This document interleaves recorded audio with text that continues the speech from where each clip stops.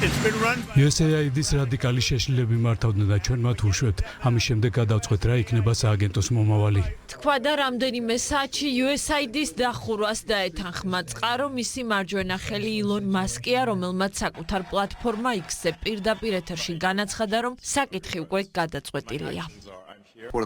მე რამდენჯერმე შევხვდი ტრამპს ამ თემაზე და USAID-ის დახურვაზე ვკითხე. დარწმუნებული ხართ? მან თქვა კი, შესაბამისად ჩვენ მას ვხურავთ.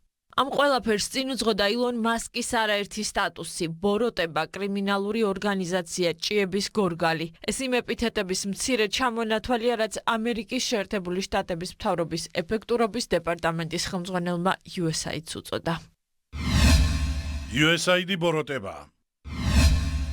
USAID არის კრიმინალური ორგანიზაცია, დროა რომ მოკვდეს.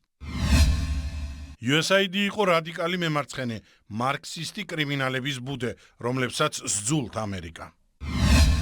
როცა ჩვენ USAID-ის მოკვლევა დავიწყეთ, დაგხვდა არა ჭიანი ვაშლი, არამედ უბრალოდ ჭიების გორგალი. თუ თქვენ გაქვთ ჭიანი ვაშლი, ჭიის ამოღება შეგიძლიათ, მაგრამ თუ თქვენ გაქვთ ჭიების გორგალი, ამას აზრი არ აქვს. USAID ჭიების გორგალია, ის არაა ვაშლი, ხოლო როცა არ არის ვაშლი, ის უბრალოდ უნდა მოიშორო. მისი შეკეთება შეუძლებელია.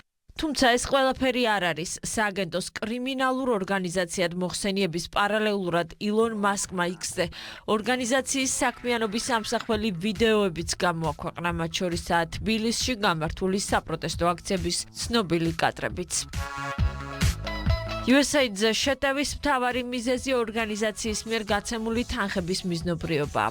სააგენტოს საქმიანობის გამოძიებას და მასში FBI-ის ჩართვას ითხოვს ტრამპის სპეციალური წარმომადგენელი რიჩარდ გრენელიც. რასაც სამანტა პაუერი USAID-ის მეშვეობით თქვენს მიერ გადახდელ დოლარებს უშვებოდა, FBI-ის მიერ უნდა იყოს გამოძიებული. ის თქვენი ფულით ულტრამემარცხენე აქტივისტების გიჟურ რადიკალურ პროგრამებს აფინანსებდა. გამოიძიეთ.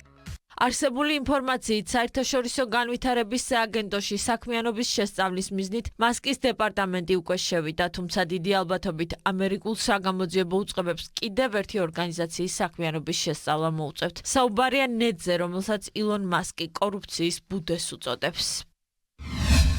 უკიდურესად შემაშფოთებელია, ნედი გაჟღენთილია კორუფციით, ვინც იცით, ჩამოთვალეთ ყველა ის ბოროტება, რომელიც ნედმა ჩაიდინა. მათ მიერ ჩადენილი ბოროტების სიაგრძელია. ამერიკის ახალ ადმინისტრაციას გულშემატკივრობენ თბილისიდან. პარლამენტის თავმჯდომარის განცხადებით, ამერიკის შემდეგ ჯერი ევროკავშირზეა.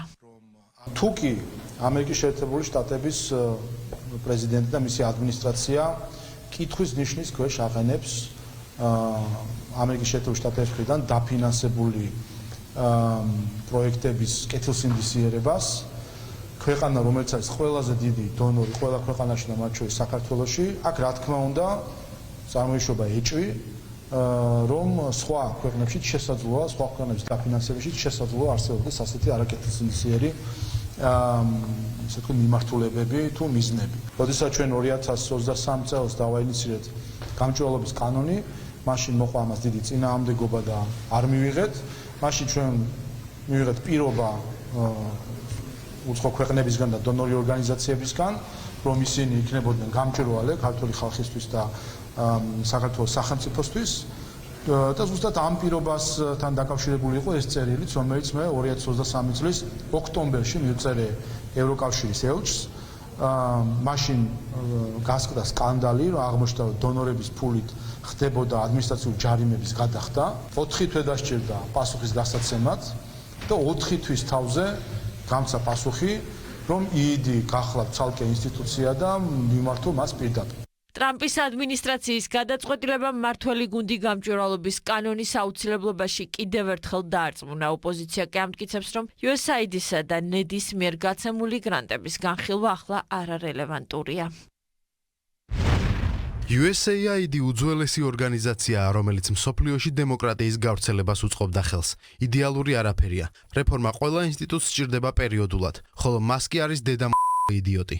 მე პირველ რიგში მიმართავ ქართულ ოცნებას, რომ ცოტა ფოკუსი გაასწურონ, რადგანაც ოფიციალური პოზიცია ამერიკის შეერთებული შტატების ახალი ადმინისტრაციის არის ორპარტიული მხარდაჭერის 2 აქტი, ეს არის მეგობარი აქტი და ქართული კოშმარის არაღიარების აქტი. მასკის მიერ გავრცელებულ ვიდეო კოლაჟში ჩანს საქართველოს მოვლენებიც, რაც პირდაპირ იმტკიცებულება ჩვენ რაც არ გვილაპარაკია ისიც კი თავად ამერიკის შეერთებული შტატებიდან ეს ინფორმაციაც კი ამერიკის შეერთებული შტატებიდან წამოვიდა და დღეს ალბათ კიდევ მეტად შეგვიძლია დავაფასოთ ჩვენი ერთმანეთის ხვაწლი საკუთარი სამშობლოს და საკუთარი ქვეყნის წინააღმდეგ თურმე როგორ მაგრად დამდგარა საქართველო და შესაბამისად მისი არჩეული ხელისუფლება რისთვის გაგვიძლია და რა გადაგვიტანია მხოლოდ ის მაგალითი რა ღირს როდესაც საქართველოში რევოლუციური პროცესის განვითარებას ხელი შეუწყო ამერიკის განვითარების სააგენტოს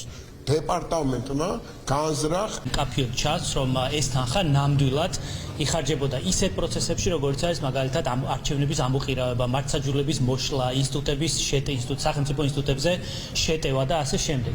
ეს სამწუხარო რეალობაა და ჩვენი ეჭვები ამით გამართლდა სამწუხაროდ. ამავე დროს ის უნდა აღვნიშნოთ რომ USAID მხოლოდ ერთი ნაწილია დიდი მანქანის, აქ საუბარია ამერიკის სხვა ფონდებთან და ფონდებზე და ასევე ევროკავშირის ძალიან ბევრ ფონდთან. ყველაფერი მას შემდეგ დაიწყო, რაც ამერიკის სახელმწიფო დეპარტამენტის კიბერსამმართველოს ყოფილმა უფროსმა მაიკ ბენცმა USAID-ის სხვადასხვა ქვეყნებში გაფიცული მომიტინგების მხარდაჭერასა და დაფინანსებაში ამხილა. ამას კი დონალდ ტრამპის კრიტიკა და ორგანიზაციის დახურვასთან დაკავშირებით განცხადება მოჰყვა. პროცესის მართვა ილონ მასკმა ჩაიბარა და პირველი ნაბიჯიც უკვე გადადგა. მის მფლობელობაში არსებულ სოციალურ ქსელ X-ში USAID-ის ანგარიში წაიშალა. გათიშულია ორგანიზაციის ოფიციალური ვებგვერდიც.